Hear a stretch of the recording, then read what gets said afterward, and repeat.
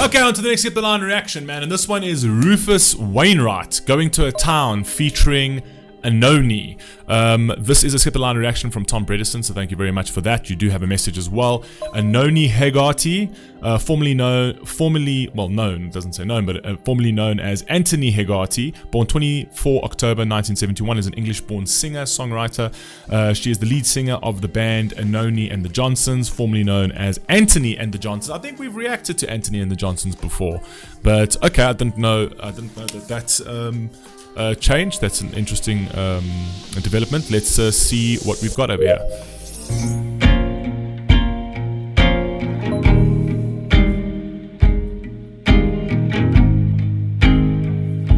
What's this called? Going to a Town.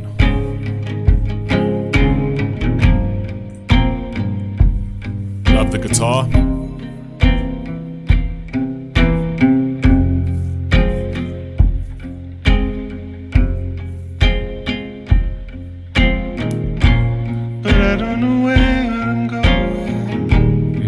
Searching for that place, it's not inside me. I wonder where I'll go. Don't we all wish we knew? 'Cause we know this ain't heading nowhere good. I'm going to a town that has already been burnt down. I'm going to a place that has already been disgraced. Beautiful song. I'm gonna see some folks who have already been let down.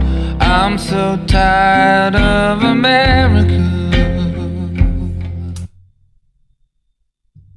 Ooh, okay.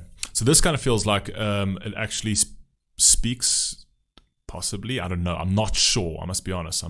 I'm speculating over here, but I think it kind of speaks of war over here. So I'm going to a town, so going to a place that has been burnt down, a place that its people has already been disgraced or completely destroyed.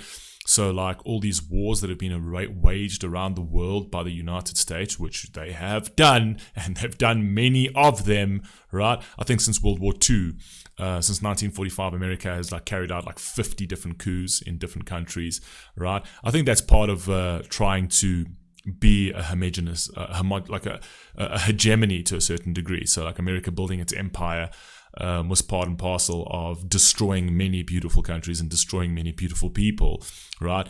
Mainly for its interests, right? Like maybe 1 or 2% for the greater good, and 98 to 99% for its own interests. Absolutely, right? So the devastation that it's destroyed. So it's kind of like going to that town to actually see what can be inflicted on people, right? By other people, and it will scare you, man. I'm so tired of America.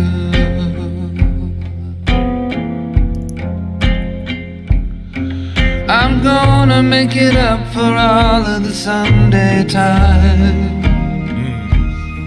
I'm gonna make it up for all of the nursery rhymes that never really seem to want to tell the truth. I'm so tired of you, America. Shit. Okay, so it's basically saying I'm going to go to these places. I'm going to go to these war-torn places to actually do some good. I'm going to make up for all the Sundays that I had, all the beautiful Sundays with my family, the barbecues and all that kind of thing, all the nursery rhymes that I was able to listen to at night, right? When my parents were telling them, because, you know, I had peace and I had some solitude and I had some beauty in my life, something that wasn't, you know, that wasn't given to those that were being bombed and destroyed at the end of the day. So I'm going to go pay my dues for that. So tired of you, America, making my own way home. Ain't gonna be alone. I got a life to lead, America. I got a life.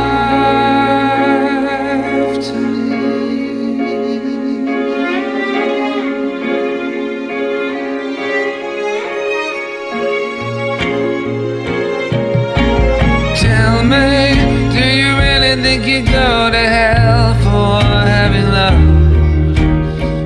No, I think we live in hell at the end of the day, whether we live in the actual physical hell where, like those war-torn countries where things are completely torn and gutted and whatever else.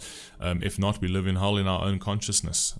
We live in hell with our own guilt and our own sort of dispositions and ideological thought process of chasing everything that's monetary and everything that all of these cheap happinesses that mean absolutely nothing. That doesn't bring to you any happiness. Nothing. There's no meaningful anything there. There's no purpose there, right? If you're not here in service to others, what is the point of your existence, right? If you're here just in service to yourself, it's just going to be a miserable life at the end of the day. And what you're here for, just so that you can indulge for yourself. At the end of the day, that's your heaven.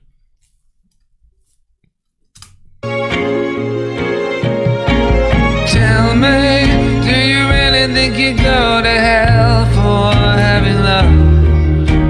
Tell me you're not for thinking everything that you've done is good. I really need to know, after soaking the body of Jesus Christ in blood. I'm so tired of America. I really need to know why I may just never see you again. I might as well.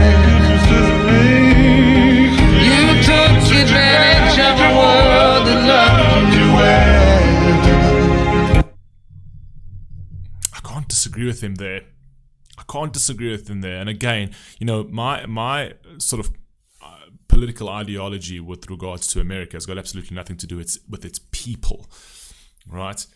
People and politics for me are two very different things, right? But its political agenda and its political system and its its sort of military-industrial complex has destroyed a hell of a lot, and all for the interests of the few and not the many, and all under the guise of freedom, liberty, and whatever else. Though that's what they pushed out into you, and that's what they pushed out into your faces. There are many other countries around the world that have freedoms and liberties just the same.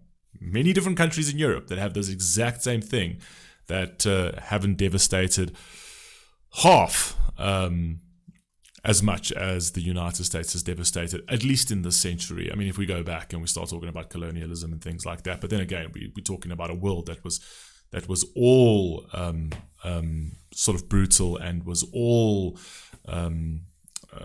somewhat wanting to have its own slice and conquering and that kind of thing. So but I definitely do think, at least in the last century, other countries have mainly stepped out of other people's business and still had their liberties and freedoms and security. And some can say actually they've had their security because of America as well. But that's what happens with an all-powerful empire going back to God knows when, the Roman Empire, the Ottoman Empire. It doesn't matter what empire it is. The moment you try and impart your will onto other cultures and other people, you're bound to destroy things, right? Because that's what empires do. America is not the first empire to do it, and it won't be the last empire to do it, right? It's happened for centuries, and it will continue to happen. If not America, it might be somebody else later in the future. And it's not to say what they did is right. It's completely wrong. I completely disagree with what America has done. I completely disagree with what America has destabilized and the inhumanity that they've brought to a lot of people around the world. I'll always denounce that, right? But that is what it is.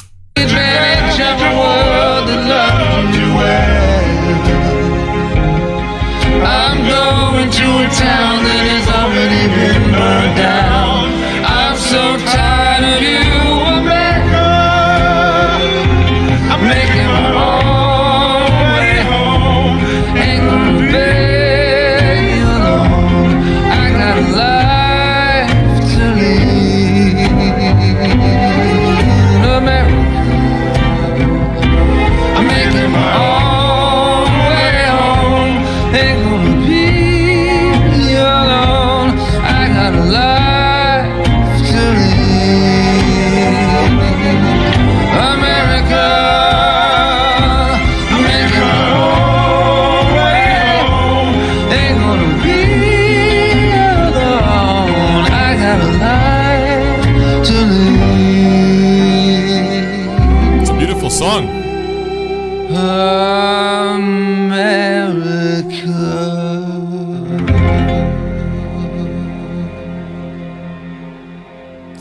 beautiful song, man. I really like the song. I like the instrumentation over there. I like the fact it's a very easy listening song as well. Sonically pleasing. I actually really enjoyed that. His voice is fantastic.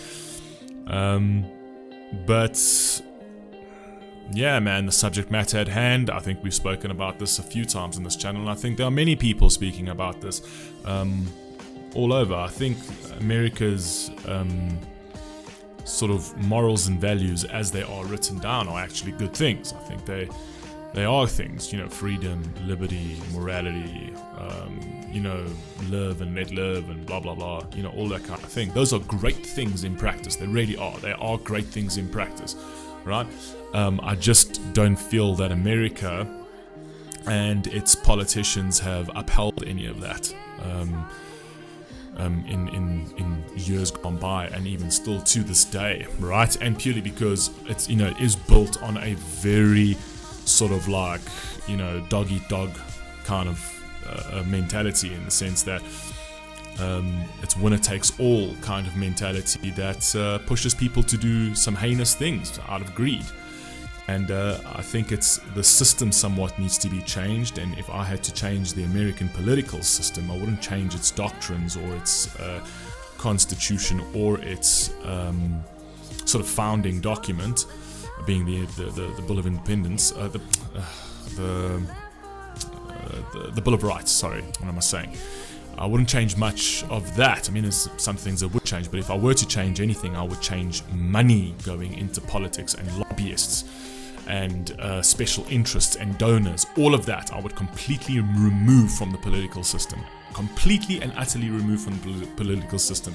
I would literally be that if you want a campaign to run for being the president of the United States, the money can only come from the constituents. So it's basically like start a GoFundMe, and if people like you, and if enough people like you, they will donate bits and pieces to your campaign, right?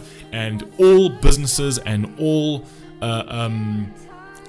corporate money, all of that needs to be, should be illegal to be put in politics, right? Because that's what's driving all of this. This is what drives all of what's happening around the world. This is what drives America's foreign policy. Money, and the defense industrial complex, right? The big four that make a disastrous amount of Lockheed Martin, Northrop Grumman, Raytheon, BlackRock. You know what I mean?